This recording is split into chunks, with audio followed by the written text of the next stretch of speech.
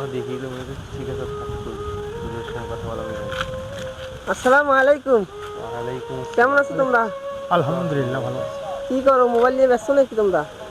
কাল আমি থাক, আমি তাহলে চলে যাচ্ছি, হুজুরের সঙ্গে কথা বল, ঠিক আছে? কিরে আলামিন, ছেলেরা চলে গেল যে? আচ্ছা যাক, সমস্যা নেই। তুমি এখানে মোবাইল নিয়ে ব্যস্ত নাকি আলামিন? হ্যাঁ ভাই, রমজান মাস তো কি করব, সময় কাটতেছে। আরে আলামিন, রমজান মাস চলে যাচ্ছে আর তুই সময়গুলো নষ্ট করতেছিস এইভাবে এই মোবাইল দেখে দেখে। আরে তুই জানিস কি, এই মাসে বেশি বেশি কোরআন তেলাওয়াত করতে বলা হয়েছে। ভাই সত্যি বলতেছো?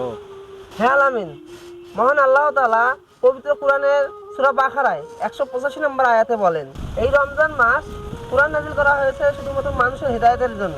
ভাই তাহলে তো আমাদের এই মাসে বেশি বেশি কোরআন তেলাওয়াত করা দরকার।